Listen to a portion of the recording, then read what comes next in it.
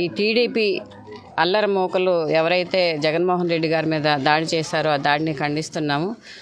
మరి జగన్మోహన్ రెడ్డి గారు బస్సు యాత్ర మొదలుపెట్టి ప్రజల్లోకి రావడంతో ప్రజల్లో ఉప్పెనలాగా వచ్చి వారి అభిమానాన్ని చూపిస్తున్నారు.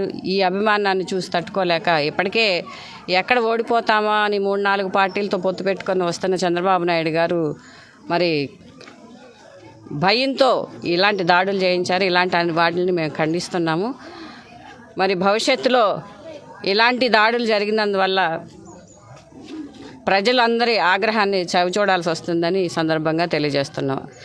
ఎందుకంటే జగన్మోహన్ రెడ్డి గారు ఎన్నో సంక్షేమ పథకాలతోటి ప్రజలందరినీ కన్నబిడ్డల్లాగా, ఒక తల్లికి కొడుకులాగా, ఒక అక్కకి తమ్ముళ్ళలాగా, చెల్లికి అన్నలాగా, మరి చిన్నపిల్లలకి మామలాగా ఎంతో రాష్ట్రాన్ని సొంత బిడ్డల కంటే కూడా ఎక్కువగా చూసుకుంటున్నారు.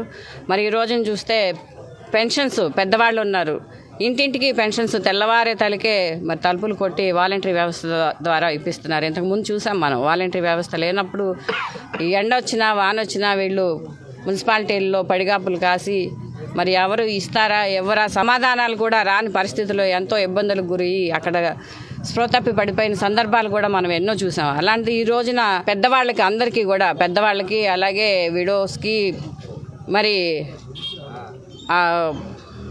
ఎవరైతే దివ్యాంగులు ఉన్నారో వీళ్ళందరికీ కూడా ఇబ్బంది లేకుండా ఇంటికి వచ్చి మరి వ్యవస్థ ద్వారా పెన్షన్స్ అందిస్తున్నారు. ఇలాంటి వ్యవస్థని చూసి ఇంతకుముందు చంద్రబాబు నాయుడు గారు ఏం చెప్పారు, వీరు రౌడీ మూకల్లాగా మరి బందుపోట్లలాగా ప్రవర్తిస్తున్నారు, మనుషులు లేనప్పుడు ఇళ్లలోకి వెళ్ళి మరి దోపిడీలు చేస్తున్నారు, అత్యాచారాలు చేస్తున్నారని చెప్పారు. ఇదంతా వేస్ట్ అని చెప్పారు. మరి జగన్మోహన్ రెడ్డి గారు చేస్తున్న ఈ సంక్షేమం వల్ల ఆంధ్రప్రదేశ్ శ్రీలంక లాగా అయిపోయిందన్నారు. మరి ఈ రోజున చంద్రబాబు నాయుడు గారు ఏం చెప్తున్నారు, వాలంటీర్స్కి నేను వస్తే 10,000 ఇస్తానంటున్నారు.